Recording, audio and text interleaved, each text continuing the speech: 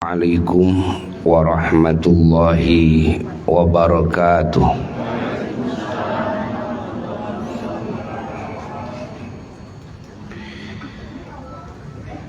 Bismillahirrahmanirrahim.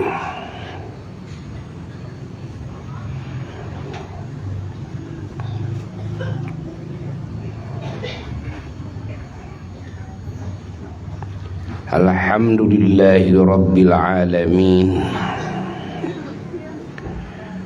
Wa afdhalus salati wa atammu taslimi ala sayyidil awwalina wal akhirin, imamil anbiya'i wal mursalin wa khatamin nabiyyin wa rahmatillahi lil alamin, sayyidina wa nabiyyina wa habibina wa syafi'ina wa maulana Muhammadin wa ala alihi wa sahbihi ajma'in. Amma ba'du, fa ya ibadallah, usikum wa nafsi bitaqwallah, faqad fazal muttaqun. Para jamaah yang mulia, alhamdulillah kita di sore hari ini oleh Allah dihadirkan dalam majelis ilmunya, dalam majelis zikir, dalam majelis salawat, majelis doa, majelis silaturahmi yang sangat mulia, majelis yang dihadiri oleh orang-orang yang soleh, minimal orang-orang yang dalam hatinya menginginkan menjadi orang-orang soleh, dan juga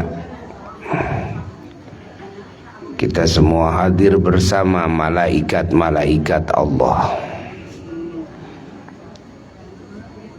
yang terus bertasbih kepada Allah, yang pahalanya Allah berikan untuk kita semuanya, dan juga mendoakan kita semua.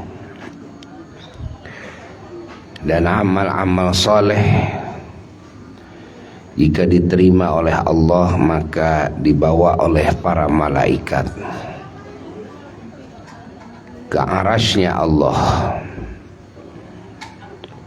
melalui langit, dari langit pertama sampai langit ketujuh, terus ke Sidratul Muntaha, terus melewati kursinya Allah,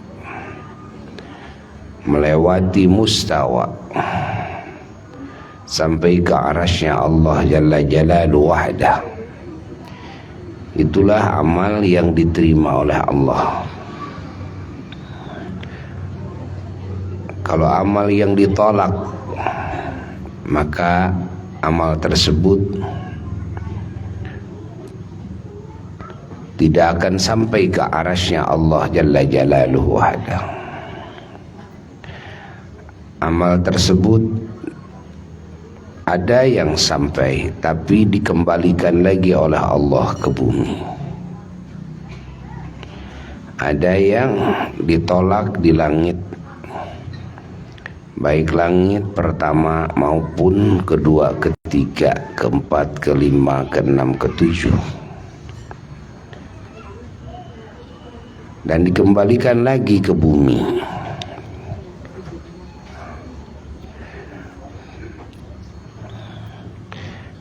Amal-amal soleh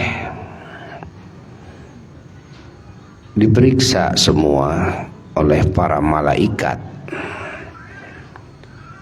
petugas-petugas Allah Subhanahu wa ta'ala dalam urusan pemeriksaan amal. Di tiap langit itu ada tim-tim khusus pemeriksa amal. Ada malaikat tim khusus pemeriksa amal langit pertama.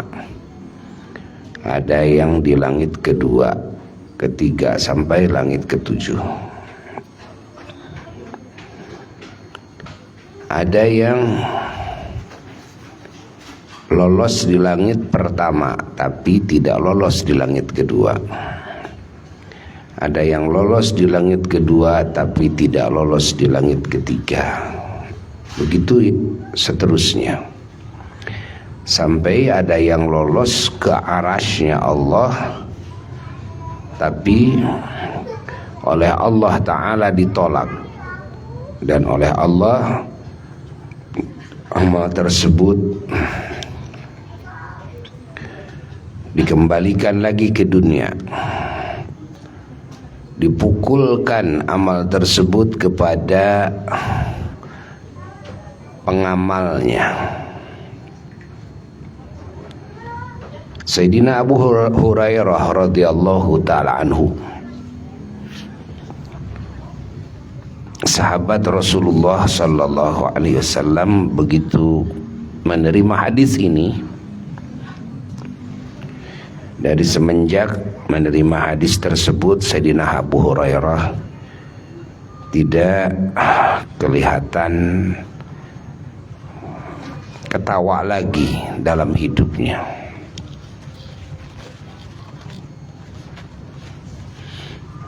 Sering menangis sampai wafatnya, karena kekhawatirannya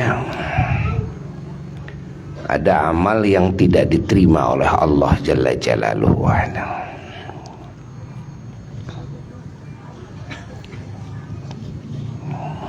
Maka kita harus sering memohon kepada Allah Ta'ala agar semua amal kita diterima oleh Allah.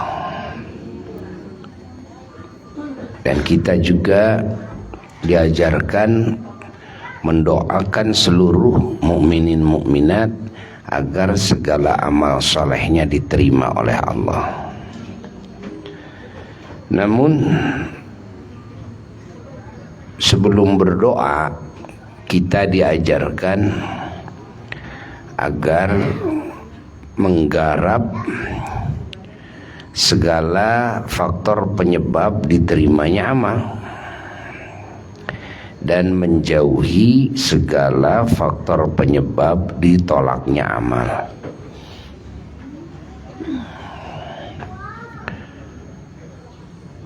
Faktor penyebab diterimanya amal adalah didasari keyakinan yang sahih kepada Allah, kepada Rasulullah sallallahu alaihi wasallam, kepada para nabinya Allah, kepada para malaikatnya Allah, kepada Al-Quran dan seluruh kitab samawi, kepada hari kiamah dan tanda-tandanya, dan kepada takdir baik dan buruk semua dari Allah. Ini syarat pertama. Yang kedua, diterimanya amal itu adalah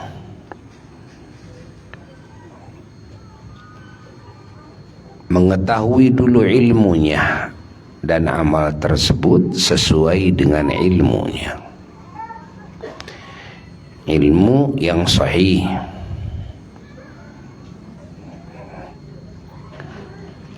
Lalu yang ketiga adalah dengan keikhlasan karena Allah.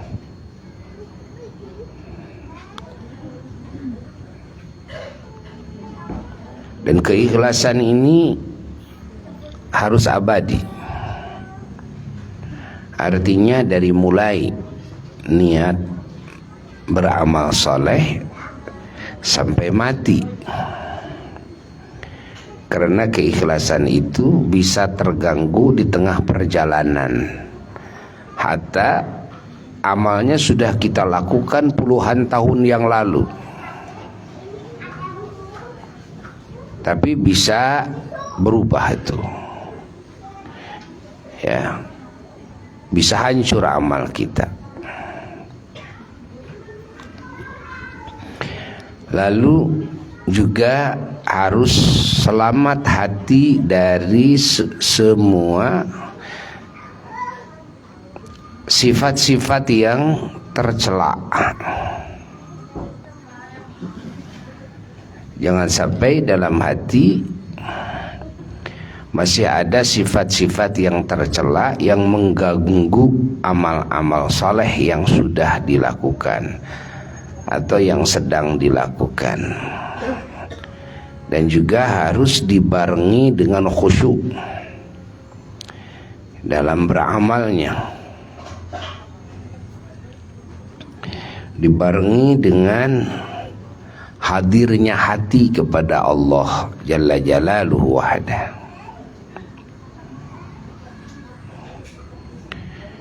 Dibarengi dengan keterjagaannya hati, keterjagaannya lisan, keterjagaannya jasad dari segala bentuk maksiat,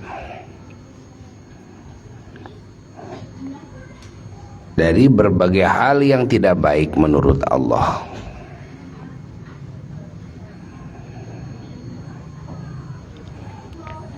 Ini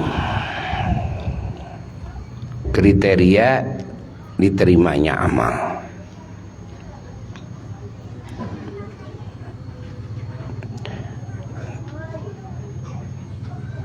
Sifat-sifat yang tercela,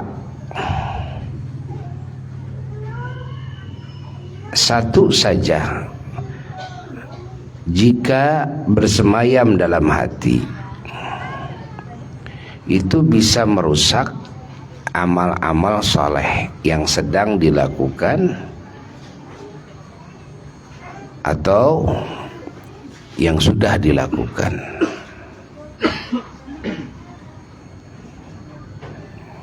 Bisa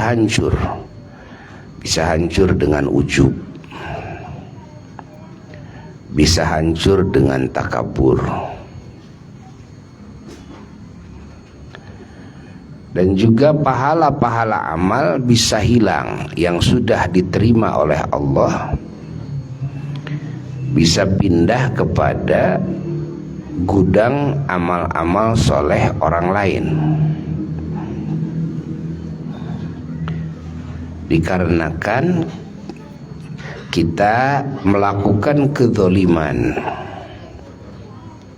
kepada sesama hamba-hamba Allah, dan kita tidak meminta maaf, kita tidak meminta halal. Jika ada hal-hal yang tidak halal, maka tanpa kita sadari, dari sebahagian amal soleh kita ada yang pahalanya sudah dipindahkan oleh Allah ke gudang amal soleh orang yang kita zalimi. Kalau kezaliman kita besar, banyak, maka akan lebih banyak lagi pahala-pahala amal kita yang hilang, yang pindah ke gudang amal solehnya orang lain. Yang lebih bahaya lagi ketika kezaliman kita lebih banyak lagi, dan amal soleh kita tanpa kita sadari sebetulnya sudah habis, karena kezaliman kita terlalu banyak, terlalu besar. Dari pahala sholat, pahala saum, pahala zakat, pahala haji, pahala hadir di majelis ilmu, hadir di majelis zikir, pahala sedekah jariyah, pahala zikir, sholawat, baca Quran, pahala silaturahmi, pahala menolong sesama. Nah, kita tidak menyadarinya bahwa pahala-pahala amal-amal kita sudah habis, sementara kezaliman kita masih besar, masih banyak. Dan kita tidak pernah mengukur, dan kita tidak mungkin bisa mengukur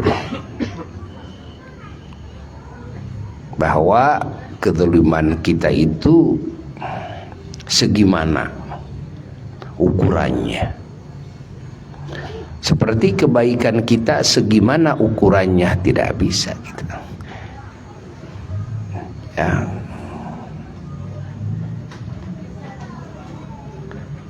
Allah Jalla Jalaluhu wahdah yang mengetahuinya, tapi ada ukurannya, ada. Bahwa amal soleh kita ukurannya segini tidak sama dengan ukuran amal soleh yang lain, walaupun sama-sama jenisnya amal solehnya,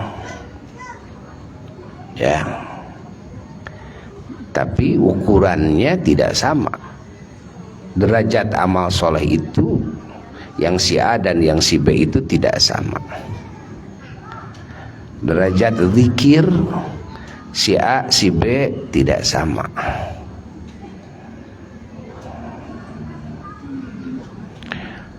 Allah. Begitu pula nanti ukuran maksiat, ukuran kezaliman, ukuran kemunkaran juga tidak sama.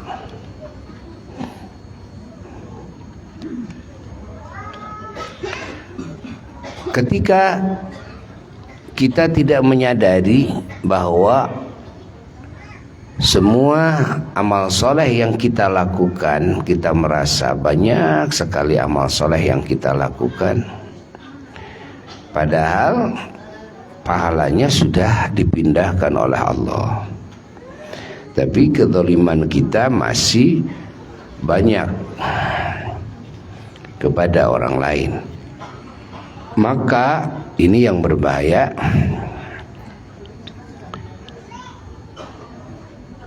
Kejelekan orang lain oleh Allah Subhanahu wa ta'ala dipindahkan kepada kita. Jadi bertambah kejelekan kita di sisi Allah, padahal kita tidak melakukan kejelekan itu. Ya. Kenapa bisa ada pada pembukuan kita kejelekan tersebut? Karena kita sudah tidak bisa membayar lagi kezaliman kita kepada yang lain dengan pahala amal soleh kita, karena sudah habis. Maka akhirnya kejelekan orang lain oleh Allah dipindahkan kepada kita seukuran, ya, kezaliman kita yang masih tersisa. Allah, kalau bikin lagi kezaliman, tambah lagi bikin kezaliman, maka tambah banyak kejelekan orang lain yang dipindahkan kepada pembukuan amal kejelekan kita. Na'udzubillahi min dzalik. Ini salah satu faktor penyebab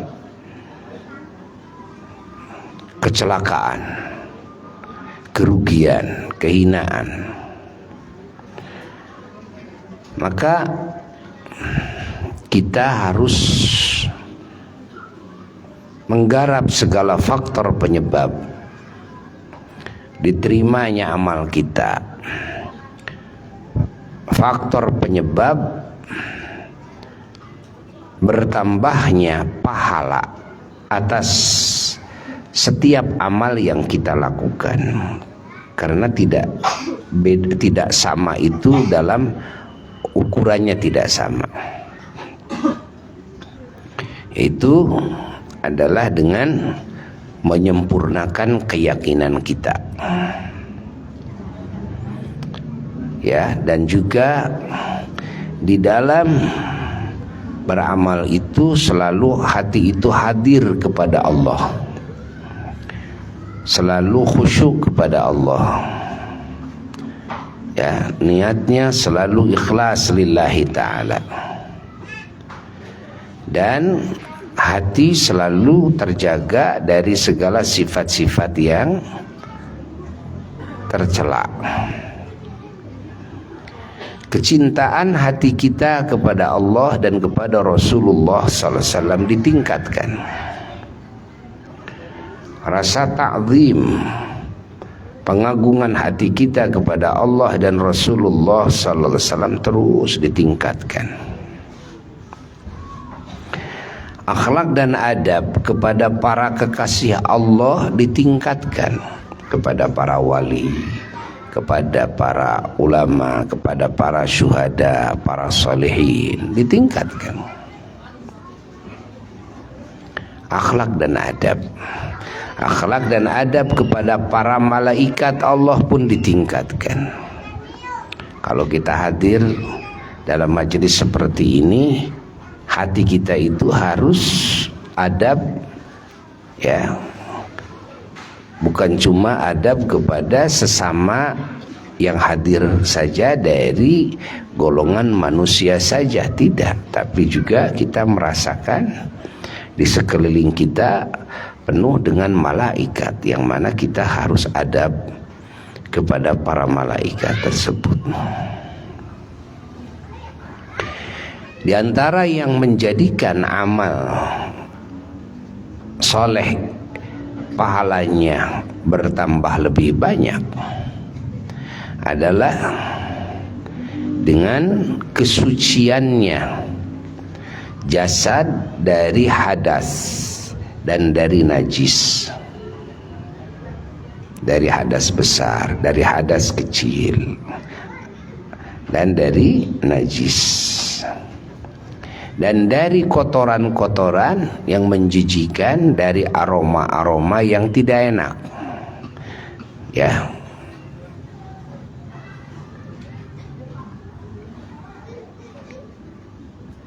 Itu harus bersih, diwangikan oleh kita. Di samping dibersihkan, diwangikan dengan minyak wangi, dengan bakar kemenyan, ya.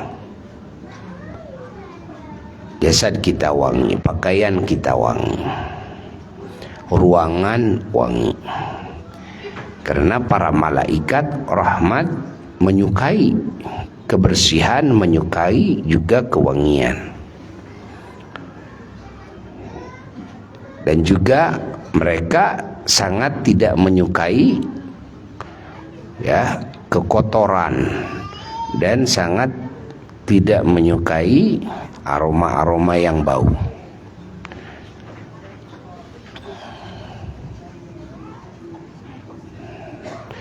Sangat tidak menyukai segala hal yang menjijikan. Maka kita jaga itu, ya. Jaga. Kalau kita sholat, kalau kita baca Quran, kalau kita wirid berzikir, pastikan dulu badan kita bersih. Lalu pakaian kita juga bersih dari najis, ya. Bersihkan dari yang menjijikan, dari kotoran-kotoran, dari aroma yang tidak sedap, ya. Wangikan, ya, oleh kita.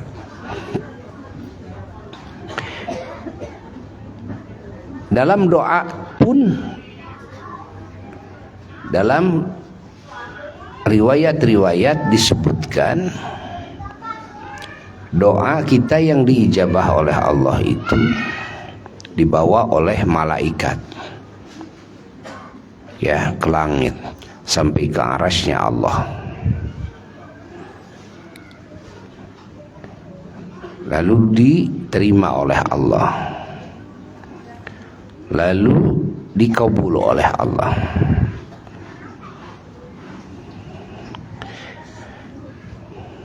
Malaikat rahmat yang membawa doa kita ini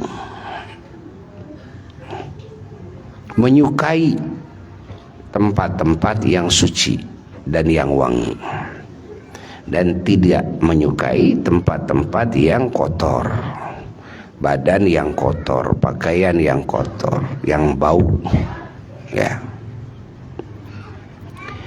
Maka doa dalam keadaan bersih, keadaan wangi, itu akan lebih cepat dikabulkannya oleh Allah.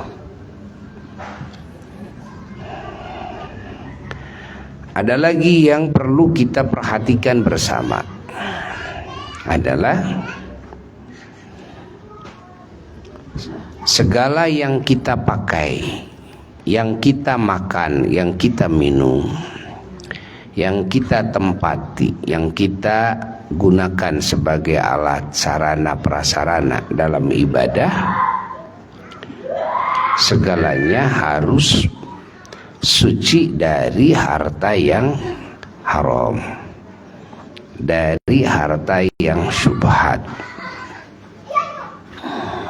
dan harus bersih, terbebas. Maka hal ini akan berkaitan panjang ya, karena rizki ini ada yang rizki itu hasil usaha kita, ada yang rizki itu hasil usaha orang lain ya, ada yang rizki itu tanpa hasil usaha manusia. Maka kita harus betul-betul belajar ilmu bisnis menurut syariat Islam, agar hasil dari bisnis kita itu betul-betul halal, sehingga menjadikan amal soleh kita diterima oleh Allah, doa kita dikabul oleh Allah. Karena kalau tidak, maka jadi penghalang, jadi hijab. Kalau hasil yang lain pun juga sama, kita tidak sembarang menggunakan rizki dari hasil usaha orang lain, karena usaha orang lain juga ada yang halal, ada yang tidak halal. Walaupun kita ini diberi ya, ada orang yang hadiah, ada orang yang sedekah kepada kita ya, tapi kita tahu bahwa dia adalah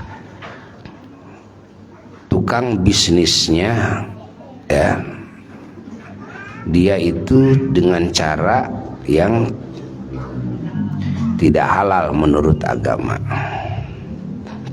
dalam bisnisnya tersebut. Maka kita tidak gampang menerima. Kalaupun sudah kita terima, kita tidak boleh menggunakannya. Tidak boleh menggunakannya. ya, harus dijauhkan dari kita.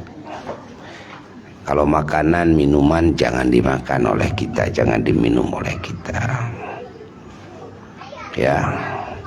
Kalau uang juga jangan digunakan untuk kepentingan-kepentingan kita, kepentingan ibadah, apalagi untuk ongkos ke pengajian, untuk ongkos munggah haji, jangan ongkos umroh, ya tidak boleh. Ya, yang sifatnya dimakan, dipakai. Nah, ada caranya. Harta yang haram, uang yang haram, agar tetap bisa digunakan. Ya, di antaranya seperti mana? Seperti diberikan kepada orang-orang yang zalim demi menjaga diri kita atau menjaga saudara kita atau siapapun dari kejahatan dia, yaitu orang jahat, ya. Nah, kasih uang agar dia tidak jahat kepada kita, kepada orang-orang di sekitar kita, atau kepada siapapun yang kita maksud. Dan ini orang ini apa, penjahat nih orang ini. Ini orang jahat. Nah, Allah termasuk orang-orang yang tidak beriman kepada Allah Jalla Jalaluhu wahdah. Lalu juga bisa ya digunakan kepada fasilitas umum dengan cara diserahkan dulu agar dihakimi dulu oleh 3 orang alim. 3 orang alim supaya menghakimi dulu, lalu yang menentukan itu ya gunakan untuk apa? Untuk pembuatan jalan umum, untuk pembuatan MCK umum, ya, yang sifatnya umum. Arti umum digunakan oleh siapapun, bebas, ya, atau binatang sekalipun juga bebas, umum ini. Nah,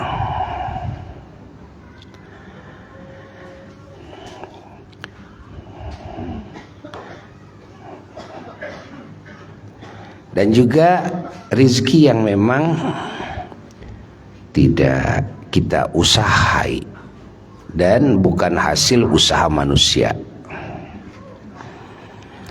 itu pun juga harus kita teliti, karena tidak semua yang datang itu halal.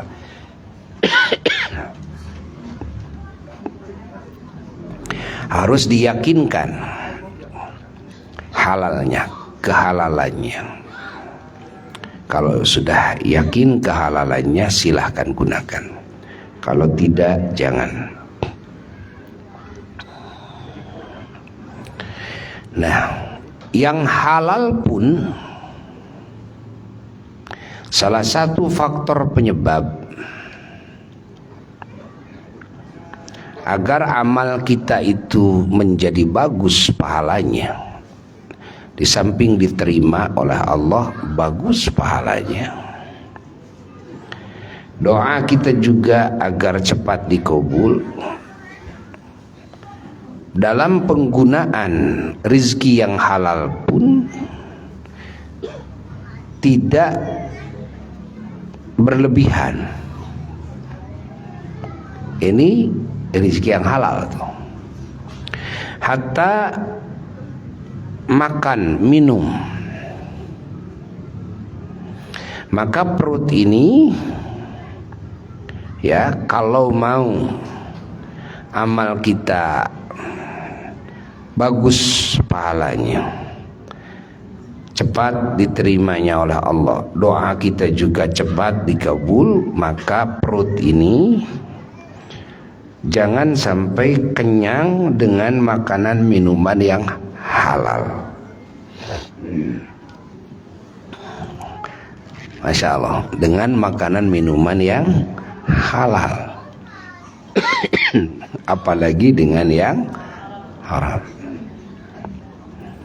Di dalam hadis disebutkan oleh Rasulullah sallallahu alaihi wasallam bahwa wadah makanan minuman yang paling buruk, yang paling jelek adalah perut yang penuh dengan makanan minuman yang halal. Maka perut kita ini adalah sebagai wadah yang paling buruk. Ingat, kita beli gelas harganya mahal, piring harganya mahal, bahannya bagus, ya, kita simpen makanan-makanan, minuman-minuman yang mahal-mahal. Kita anggap tuh, ingat, ini adalah tempat-tempat yang bagus.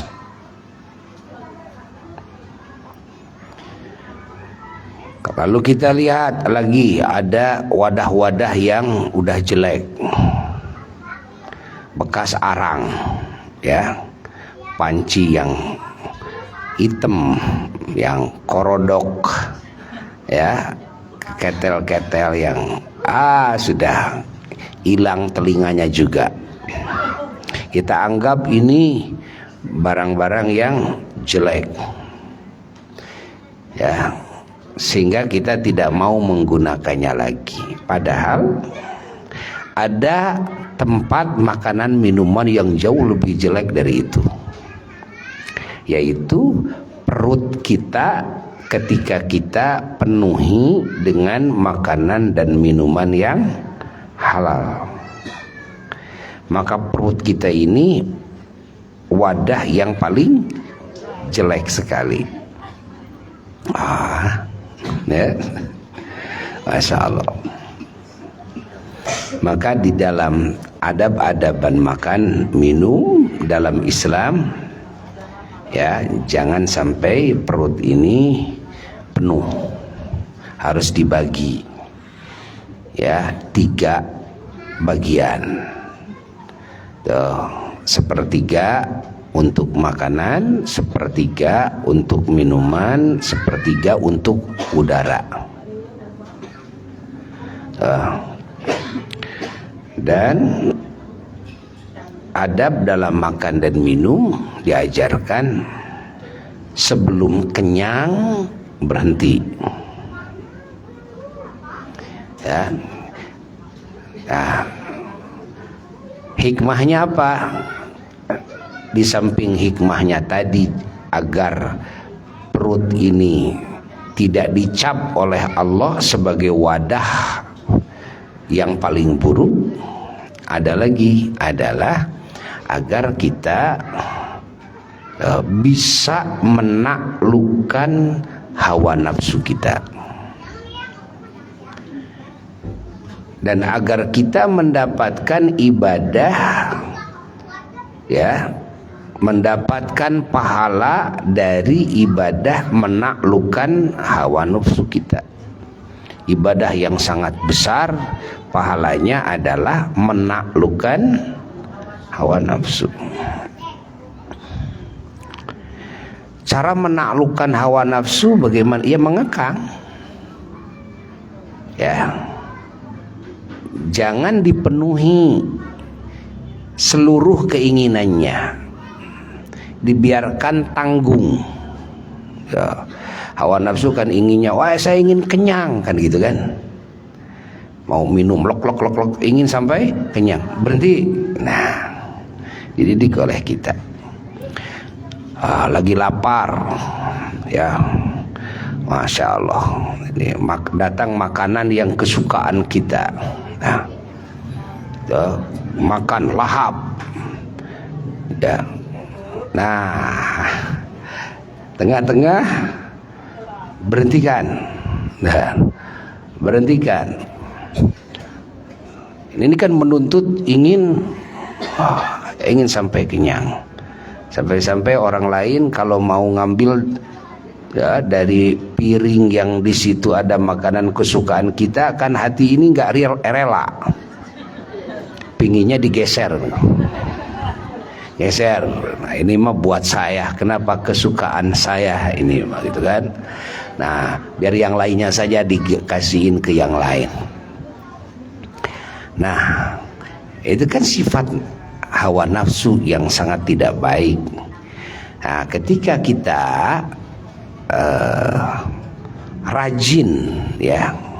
rajin menaklukkan hawa nafsu dengan cara itu, tidak mengumbar, ya, menyetop di saat hawa nafsu ini masih menuntut. Nah, itu Masya Allah, dengan satu kali ya menyetop, ya,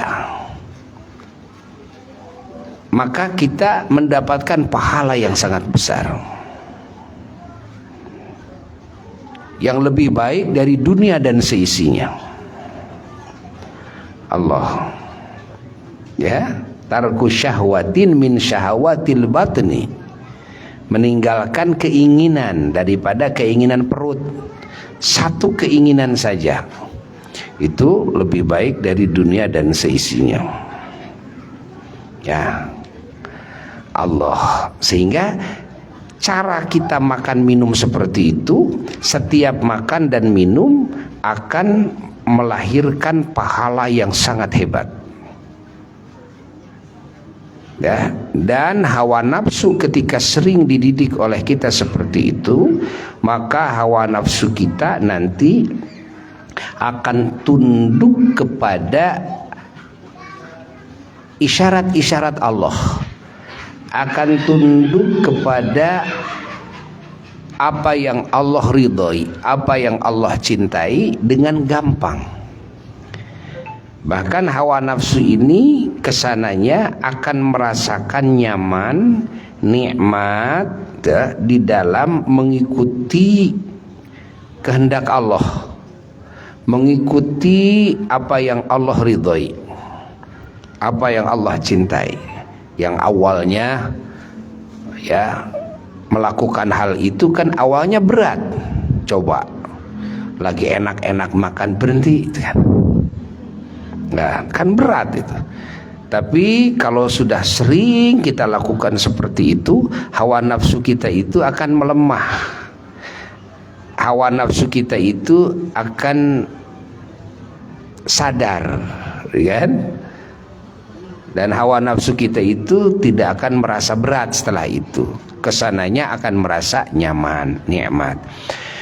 Dan dengan cara seperti itu sifat rakus akan hilang. Dengan rasa seperti itu, sifat khawatir diambil, ya, oleh orang lain, dan khawatir dimakan, diminum oleh orang lain, kekhawatiran itu akan hilang. Ya, bahkan cenderung hati kita suka membagi-bagikan apa yang disukai oleh hawa nafsu kita, sehingga kita mendapatkan pahala lagi yang lebih besar, karena Allah Ta'ala sudah menjelaskan dalam Quran, a'udzubillahi minasyaitonirrajim, bismillahirrahmanirrahim, lan tanalul birra hatta tunfiqu mimma tuhibbun, kalian tidak akan mendapatkan kebaikan yang sempurna sehingga kalian bisa menginfakkan, ya, bisa menginfakkan itu barang, ya, atau rizki yang kalian sukai. Ya, biasanya kan kalau yang kita sukai jangan terpakai oleh orang, jangan termakan oleh orang. Kita suka marah kalau yang kita sukai malah dipakai dimakan sama orang lain. Jadi kekhawatiran itu ada. Kalau hilang barang yang kita sukai, sedih, gitu kan? Nah, akan hilang itu rasa sedih, sehingga masuk kita kepada derajat walahum yahzanun. Ala inna awliya Allah la khaufun alaihim walahum yahzanun. Kata Allah, ingat, sesungguhnya wali-wali Allah itu la khaufun alaihim walahum yahzanun, tidak ada yang mereka takuti, walahum yahzanun, dan mereka tidak merasa sedih.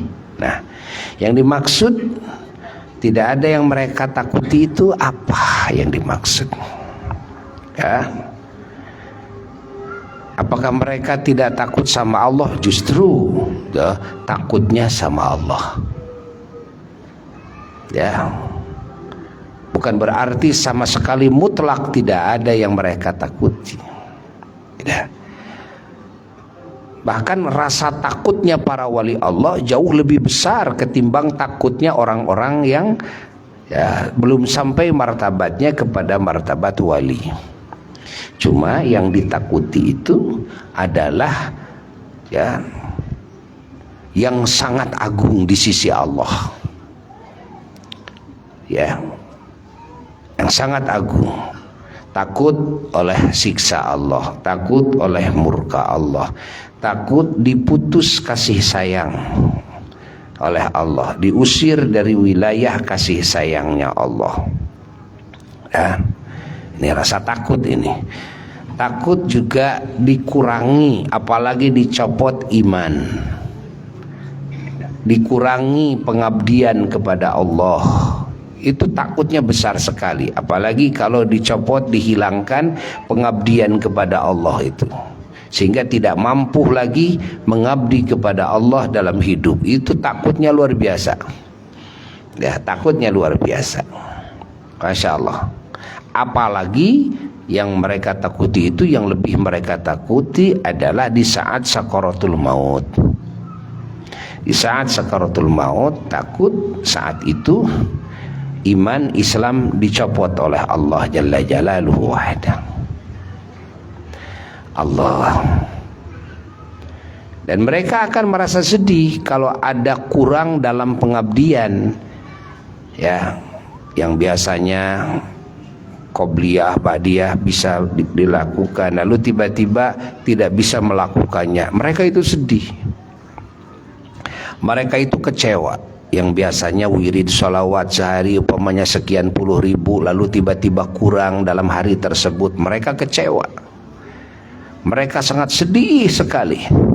Mereka menangis kepada Allah Ta'ala. Masya Allah. Walaupun itu adalah hal yang sunnah. Itulah sifatnya wali-wali Allah. Sifatnya wali Allah seperti itu. Walahum yahzanun, makna mereka tidak merasa sedih adalah ketika hilang dari dirinya dunia. Mereka tidak merasa sedih. Hatta ketika dikurangi kesehatannya, ketika dimatikan oleh Allah Jalla Jalaluhu wahdah, mereka tidak sedih dengan itu.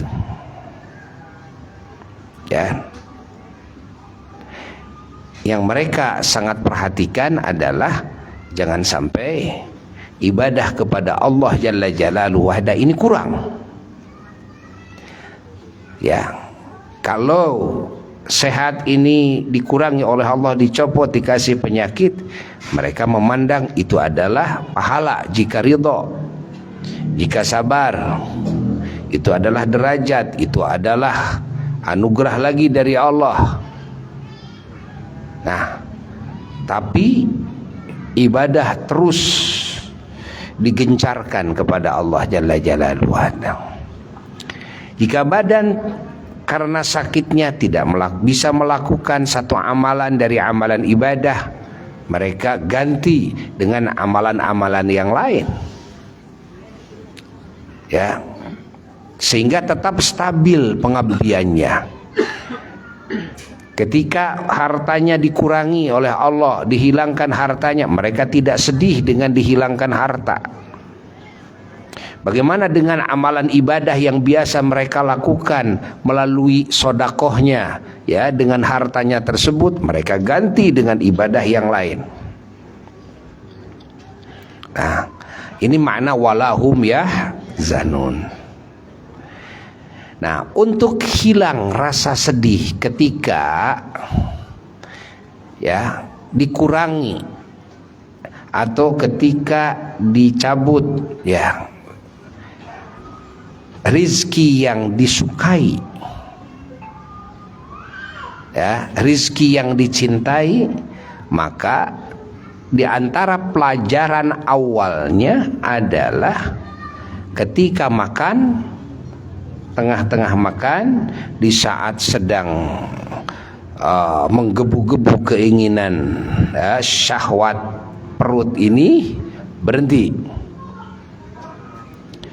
Nah, itu akan bisa menundukkan hawa nafsu kita sehingga tidak ada rasa takut lagi kalau kesukaan saya dimakan orang lain. Bahkan setelah itu sehingga saya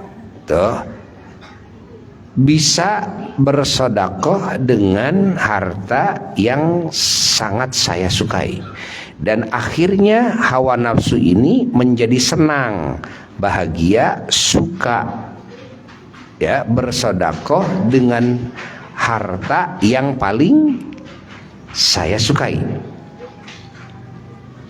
yang paling disukai, akhirnya mendapatkan lagi kebaikan yang sempurna dari Allah. Yang tadinya kalau sedekah dengan harta yang paling disukai itu, hawa nafsu itu sangat menolak, ya. Kalau ada yang ngambil saja kita sedih kan? Kita sedih, yahzanun. Bagaimana agar bisa hilang rasa sedih ini? Nah, caranya awaliyahnya, muqaddimahnya adalah dengan sering berhenti makan minum di saat ini syahwat perut ini masih menggebu-gebu.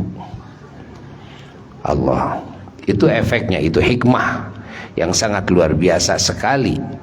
Makanya cara makan minum seperti itu bisa mengangkat derajat seseorang ke derajat yang sangat tinggi dan bisa menjadikan seseorang menjadi walinya Allah, masuk kepada kelompok la khaufun alaihim walahum yahzanun. Ya.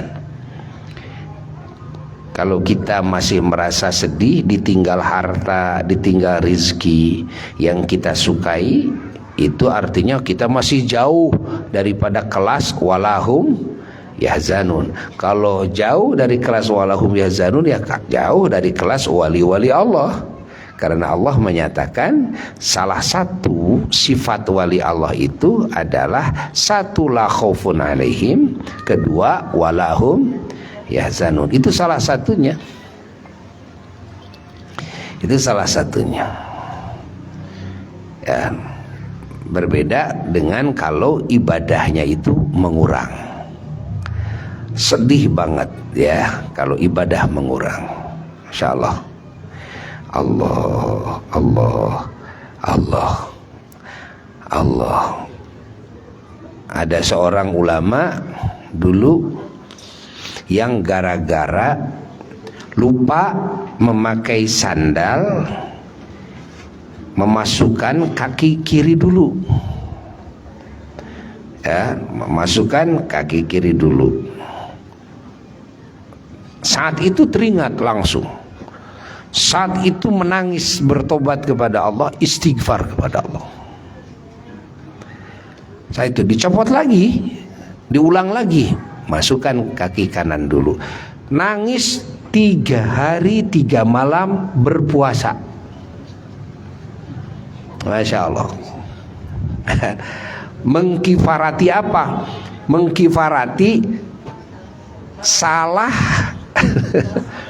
Masa artinya ada sunnah Rasul yang disalahi gitu kan. Seharusnya sunnah Rasul itu memasukkan kaki kanan dulu. Ini kok kenapa kaki kiri dulu gitu kan. Sedihnya luar biasa, menangis kepada Allah. Padahal itu tidak dosa kan? Tidak dosa. Dan Allah, Allah, Allah, Allah, Allah, Allah. La ilaha illallah, la ilaha illallah, dan la ilaha illallah. Kehilangan ya dunia dari diri seorang mukmin jika masih merasa sedih, apalagi marah, maka itu masih jauh daripada sifat-sifat wilayah, sifat-sifat kewalian, masih jauh. Orang yang ingin ma'rifat kepada Allah Jalla Jalaluhu wahdah, yang ingin sampai hatinya kepada Allah Jalla Jalaluhu wahdah, yang ingin naik ke derajat yang lebih tinggi, maka mereka hari-harinya terus menaklukkan hawa nafsunya, sehingga hawa nafsunya betul-betul tunduk kepada segala yang Allah ridhai. Bukan cuma tunduk, tapi hawa nafsunya senang kepada segala yang Allah ridhai. Akhirnya ya, segala bentuk ibadah jadi nikmat. Salat nikmat, zikir nikmat, baca Quran nikmat, banyak sedekah nikmat, saum nikmat, hadir dalam majelis ilmu nikmat, pengorbanan di jalan Allah jadi nikmat semuanya. Ini yang disebut dengan halawatul ibadah, manisnya ibadah. Nah, untuk bisa manis ibadah itu nggak bisa sekaligus. Nah, salah satu muqaddimahnya adalah mendidik hawa nafsu, mendidik syahwat seperti tadi. Semoga Allah Subhanahu wa taala memberikan hidayah dan taufik kepada kita semuanya untuk bisa menaklukkan hawa nafsu kita, ya, dan menjadikan hawa nafsu kita itu ridho, bahagia terhadap segala yang diridhoi oleh Allah Jalla Jalaluhu wahdah dalam segala hal. Dan semoga Allah memberikan rizki kepada kita rasa nikmat dalam ibadah, nikmat dalam iman, nikmat dalam Islam. Bijahin Nabi sallallahu alaihi wasallam wa ila hadratin Nabi Mustafa Rasulullah sallallahu alaihi wasallam syai'ulillahi lahul Fatihah.